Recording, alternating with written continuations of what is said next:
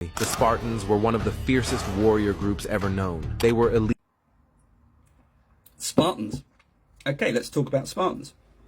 Thank you very much for the makers of the video. I love those graphics. They look so cool. Wish I could do something like that, but no. Anyway, I thought what I could do is give a bit of nuance and context to the 3 points that they make about the Spartans, or 3 broad statements they make about the Spartans. And these are, 1, that the Spartans were really, really tough, really, really fierce, and they fought in a phalanx. The second one, 2, is that they didn't need city walls because they were just so damn tough. And 3, that they used to send kids out with a stick, basically, and if the kid came back after some time, they said, yeah, you're in the army. So let's start with the first one.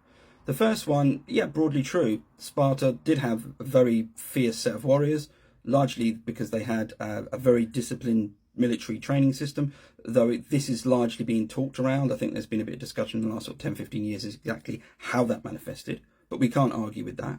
They're also very superstitious, by the way. They would take auguries or look at organs and things every time they crossed a boundary before battles and stuff like that, and sometimes that stopped them. So they were quite limited in just how pious they were in terms of their religious observance to the gods, which is always an interesting quirk, I think. And the whole thing about the phalanx, well, all Greek city-states pretty much fought in a phalanx. That's what hoplites did. They could fight in a looser formation, but we largely think they fought in a phalanx. Now, the big thing about fighting in a phalanx is there are 3 things you need to do to be effective in a phalanx. You need to drill, and you need to drill. That's really it, because it's all about keeping in step, making sure that you are not out of sync with the person next to you, all that kind of stuff. And when the ancient sources talk about the Spartans, they often admire just how good they are. They can do things, they can wheel about. They've got far more mobility, and that was just a huge advantage. So, you know, in 300, you get this whole one Spartan can just ninja an entire division of Persians. Not really the case. It was more about the fact that the Spartans were so good at that one thing that everyone else was doing, that's why you didn't really necessarily want to come up against them on a field of battle. Also worth mentioning that often Spartan armies had other contingents in them that were non-Spartans, including Helots fighting. So always worth thinking about that as well. The second point, we're going to talk about the walls. So the whole thing about walls, why didn't Sparta have walls? Did it not have walls because the Spartans were just so tough, they just stood there and flexed and everyone else just, no, we're not going there? Not really. Sparta had a fantastic defensive position. It's got a mountain range all around it. It's got 3 technically, mountain ranges around it. The point being is that if you're going to send an army into Sparta or into Laconia, into that region, the Spartan territory, they know you're coming, because it's not a case of being on the PC and double clicking and just appearing outside the city. They know it. They know it for months, because you don't just amass a large number of men and send them randomly without other people knowing what you're doing. So they would just then, you know, guard those mountain passes. And I tell you what you do not want when you're going through a mountain pass is to see a phalanx right ahead of you. No one wants that. You're not getting through it. You can't get around it. You can't get above it. Can't get under it. No, it's not happening. So the point being is they probably just didn't need a wall because of the defensive position of Sparta anyway.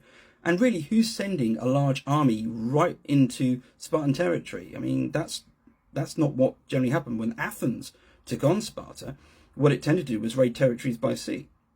So again, we can sort of give another reason as to why Sparta didn't have walls. The third thing about the kids being sent out with a spear and then, yeah, you're in the army, I think this is an amalgamation of several points really that come across from sources. The most being Plutarch's Life of Lycurgus. Plutarch was writing this in the 1st century AD, several hundred years after Sparta was even a thing, because really Sparta stops being a thing in 371 BC. So if you think about that, you know, you're talking quite far back.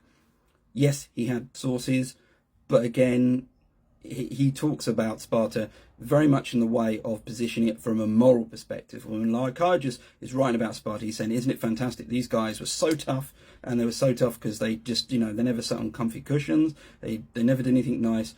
If you've got a relative, an elderly relative, I dare say, that will tell you how tough their life was when they were young, think of that's what we're talking about here. It's that kind of thing. It's like the person who constantly tell you, oh, we didn't have Wi-Fi, we used to have to, you know, we used flint, that kind of a thing. That's what's going on a lot of the time with Sparta. People love talking about how tough Sparta was. So yes, they did have a rigorous military system, though we also think that they had a good education as well. It wasn't just throwing and running and jumping and stabbing and doing stuff like that.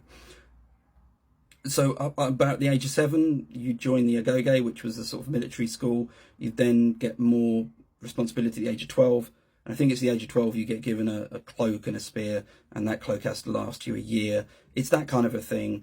I think possibly what's being used here to inform a very broad point, because really, if you're sending a kid out just with a stick or a spear and saying, if you come back, you come back, that's not really a great way of, recruiting an army or training them. I mean, you've got to give them the skills to do that beforehand, which you do after a while. Now, there is the crypt here thing, but I think the crypt here thing itself is another conversation, and that happens a bit later on. In any case, gosh, it's almost 6 minutes. Right, I'm gonna wrap this up. This has been one take, okay? One take, but I have had coffee, so that's probably helped as well. Anyway, I hope you enjoy that. I hope it makes things, or gives things a bit more of a contextual view. Gives a few more nuances perhaps you weren't aware of, perhaps you were. Let me know what you think. Thanks again for the makers of the video. Cool graphics, so I hope to see more.